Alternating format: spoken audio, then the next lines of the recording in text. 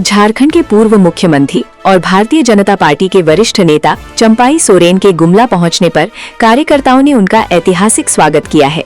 Hotel Bindesh ने आयोजित स्वागत समारोह में भाजपा जिला अध्यक्ष सागर उरांव, वरिष्ठ नेता विनय लाल, सविंदर सिंह और मुनेश्वर साहू सहित दर्जनों कार्यकर्ताओं ने उन्हें अंगवस्त्र और स्मृति चिन्ह भेंट कर सम्मानित किया। इसके बाद आयोजित एक महत्वपूर्ण प्रेस वार्ता में चंपाई सोरेन ने केंद्र की नरेंद्र मोदी सरकार के 12 वर्षों की उपलब्धियों को विस्तार से गिनाया। उन्होंने कहा कि प्रधानमंत्री नरेंद्र मोदी के नेतृत्व में देश ने विकास, सुरक्षा और जन कल्याण के क्षेत्र में ऐतिहासिक प्रगति की है।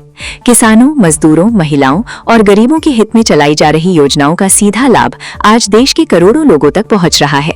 उन्होंने विशेष रूप से आदिवासी समाज के कल्याण के लिए स्थापित 700 से अधिक एकलव्य विद्यालयों का उल्लेख किया और इसे शिक्षा के क्षेत्र में मील का पत्थर बताया।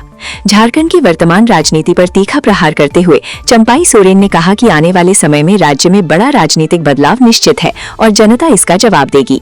वहीं झारखंड में मुख्यमंत्री पद की संभावनाओं पर उन्होंने स्पष्ट कहा कि भाजपा एक विशाल और अनुशासित परिवार है, जहां पार्टी का निर्णय ही सर्वोपरि होता है।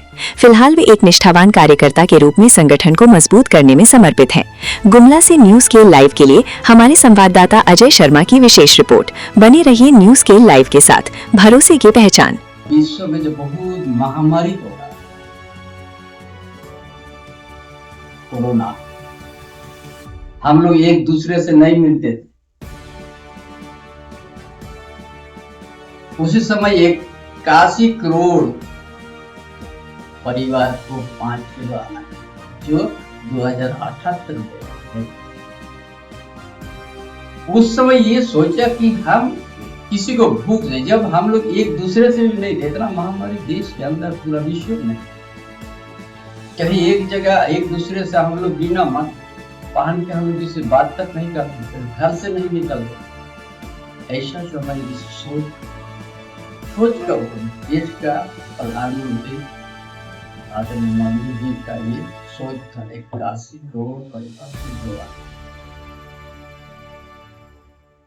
सभी शरीर को आगे ले जाने के, अंतिम तक ले जाने के लिए चिकित्सा बड़ा जरूरी है।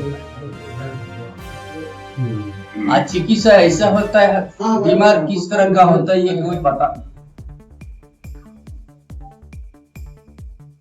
इसीलिए हर व्यक्ति को आयुष्मान भारत बोल के योजना मिलता, ताकि इनका शिक्षित के लिए कि अपना जमीन बंधक ना देना पड़े, अपना कुछ बेचना ना पड़े दवाई के लिए। इसलिए आयुष्मान योजना निकल के 5 लाख तक। ये जो महिला को सशक्तिकरण करने का है, हर गांव में महिला को एक ग्रुप बनी, उसमें 3 करोड़ से ज्यादा महिला दीदी ने आज आत्मनिर्भर के बल अच्छा भविष्य सवाल कर रहा है। मनुष्य इस तरह से योजना निकल के एक चरणबद्ध उसी तरह से काम करना शुरू, आजीविका और रोजगार के लिए योजना निकाला, जैसे प्रधानमंत्री मुद्रा योजना। छोटे उद्योग में बिना गारंटी से के करोड़ रुपया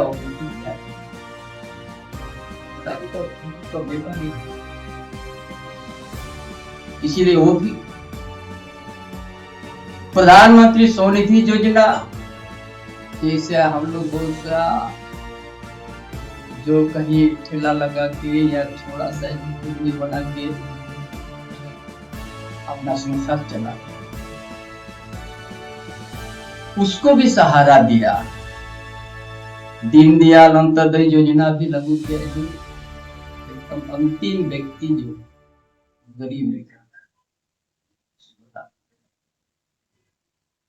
प्रधानमंत्री विश्वकर्मा योजना निकला, जो हमारा समाज में बहुत सा जो अपना परंपरा एक ये होता है कारीगर सब ने। आज क्या आधुनिक उपक्रम को भी ट्रेनिंग करके उसको सहायता देने का काम। बहुत सा लोहा का भी काम करते जो समाज के अंदर में ये समाज लोग अपना पुराना ये है कारीगर है उस तरह की एक, ताकि हम किसी को, इसलिए पहले वाला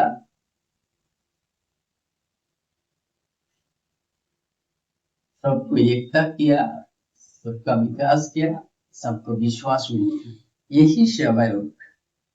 और इस झारखंड में यहाँ का जनजाति के लिए और कुछ अलग सी उसका ये पहले पूरा केंद्र में 60-65 साल तक राज किया कांग्रेस ने। इतना था आदिवासी के लिए एकलव्य आवासीय विद्यालय 12 या 13।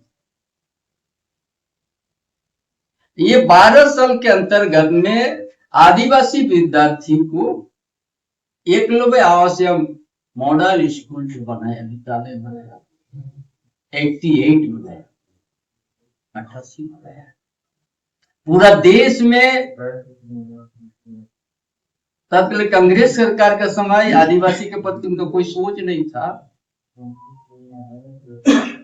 113 कुछ था, और आज पूरा देश में आदिवासी विद्यार्थी को अच्छा पढ़ाई के लिए एकलव्य आवासीय मॉडल विद्यालय को 723 बना दिया। 12 साल का 1,32,000 विद्यार्थी अभी पढ़ रहे हैं।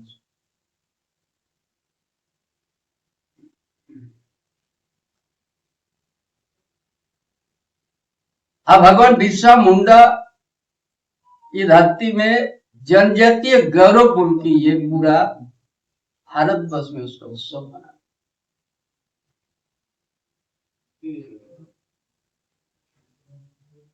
इसमें पीएम जनमन योजना, पीएम वन धन योजना, वन अधिनियम के तहत तो पट्टा वो भी उपलब्ध है,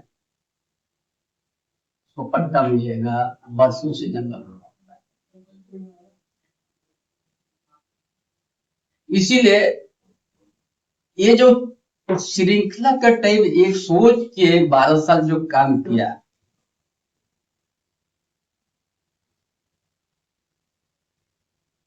क्या प्रधानमंत्री सबसे ज्यादा समय कि किस तरह से देश को आगे बढ़ाएंगे, आत्मनिर्भर करेंगे और विश्व में इसको कैसे करके इस एक सबसे मजबूत विकास भारतवर्ष को हम जैसा 2000 में यूपीआई का शुरुआत,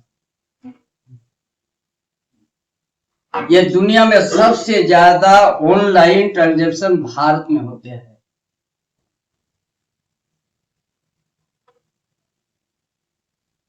जो हर महीने 22 मिलियन से ज्यादा ट्रांजैक्शन और 29 लाख करोड़ रुपया का टर्नओवर यूपी के माध्यम से। जीएसटी जैसा है, एक देश एक टैक्स, 17 टैक्स को एकीकरण कर दिया। इससे राजस्व में वृद्धि भी हुआ, व्यापार आसान भी हुआ, और पिछले साल जीएसटी कम होने के आम लोगों को काफी फायदा भी हुआ। जैसे स्टार्टअप इंडिया, भारत में नया बिजनेस शुरू करने में बहुत मुश्किल था। साल 2014 में कुछ 100 स्टार्टअप थे, जो आज 3.30 लाख है। इससे लाखों युवाओं को नौकरी भी मिली। एक नया सोच के साथ 12 साल में आधुनिक युग में इस भारत को आत्मनिर्भर और विकसित भारत का एक रूपरेखा कर दिया है।